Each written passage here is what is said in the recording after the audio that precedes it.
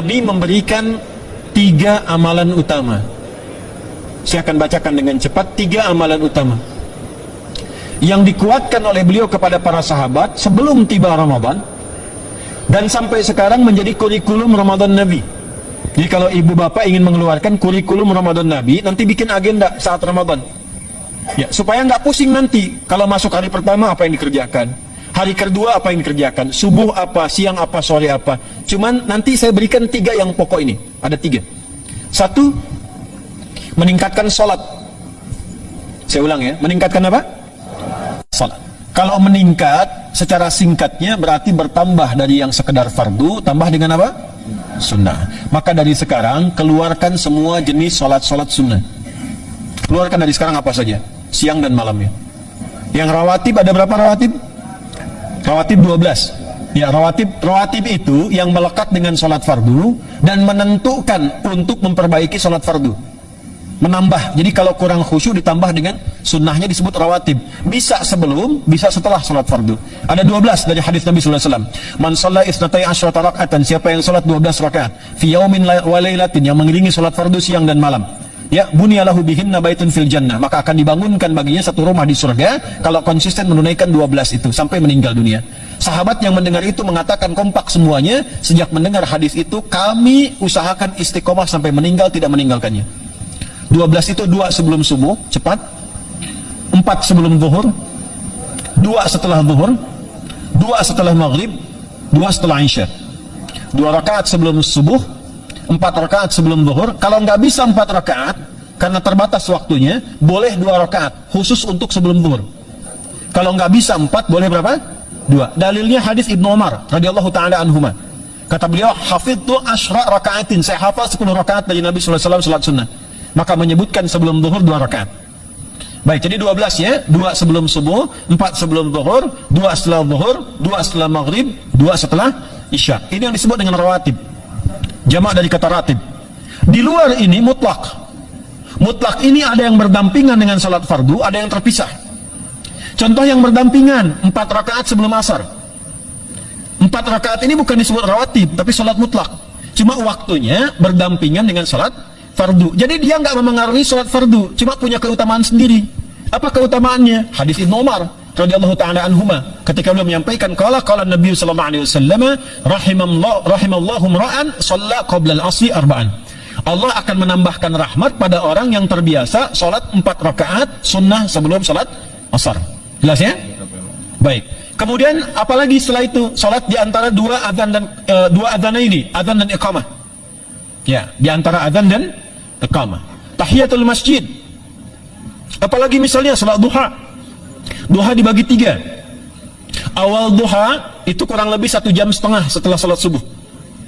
Subuh sekarang misal 4:30, maka jam 6 muncul awal duha. Namanya syuruk. Saya ulang, salat apa namanya? Syuruk. Syuruk itu salat awal duha. Jumlah rakaatnya 2 rakaat. Man shalal ghadata fil jama'ati thumma yaqudu yadhkurullah subhanahu wa ta'ala fa yusalli rak'ataini fa kana alaihi ka ajri umratin wa hajjin, ya ka ajri ummatin wa hajjin tamatan. Siapa yang salat subuh 2 rakaat dengan berjamaah, ya, dan umumnya kalau berjamaah bisa ke masjid di masjid. Kalau tak mampu ke masjid, tunaikan di rumahnya. Setelah itu tidak beranjak dulu, dia duduk untuk berzikir kepada Allah. Zikir itu bisa baca Quran. Quran surah 15 ayat 9 itu Quran disebut dengan zikir. Quran surah 54 ayat 17, 22, 32, 40 itu Quran disebut dengan zikir. Bisa baca Quran, bisa berdoa. Doa disebut dengan zikir. Quran surah ke-7 ayat 205. Ya. Bisa dengan apa lagi? Bertafakkur, ya, mengaji, ta'lim, itu disebut dengan zikir. Ali Imran ayat 190 191. Alladzina yadhkuruna Allaha qiyaman wa qu'udan wa 'ala junubihim wa yatafakkaruna fi khalqis samawati wal ard. Ya, disebut dengan zikir. Bisa bertasbih. Zikir pagi petang, kalimat-kalimat thayyibah ada itu di Quran surah ke-4 ayat 103. Jadi habis salat subuh zikir dulu.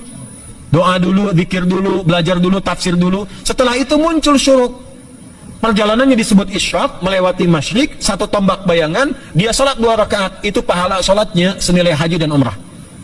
Sempurna. Bukan sudah haji, bukan. Mau kemana? Ibu mau haji dulu? Tidak.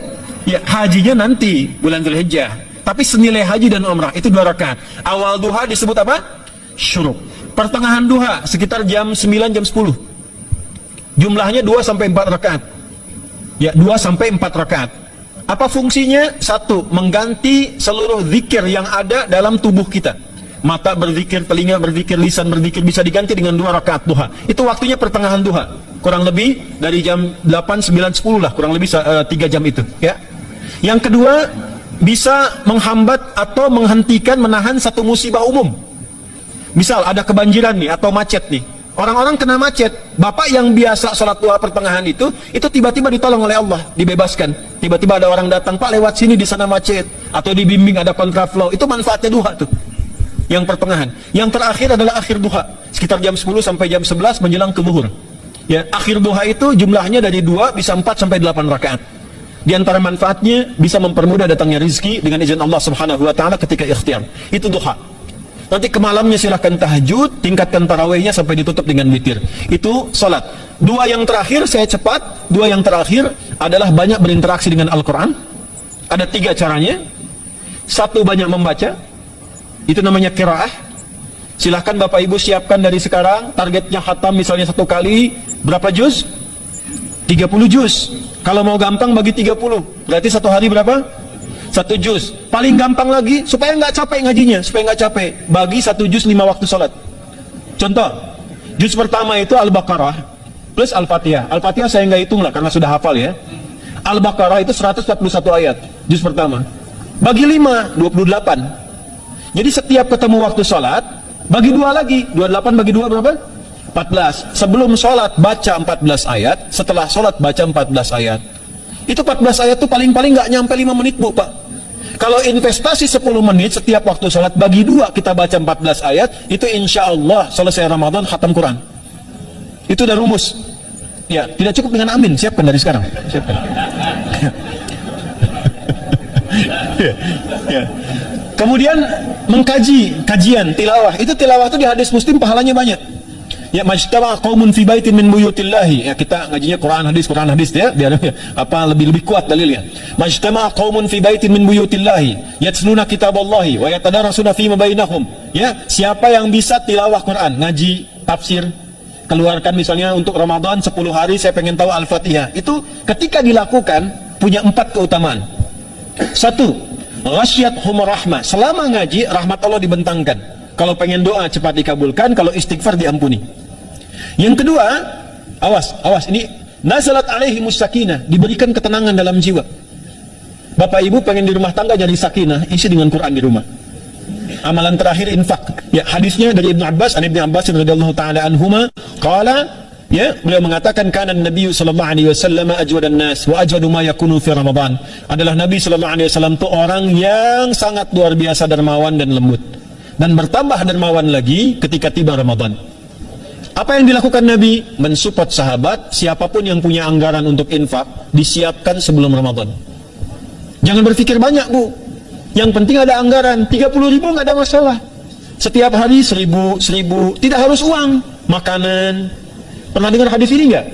Siapa yang memfasilitasi bukaan orang puasa, walaupun dengan sebiji kurma dan sehirup air, maka dia mendapatkan pahala seperti orang puasa itu tanpa dikurangi sedikit pun. Ada? Hadisnya sahih di At-Tirmidzi.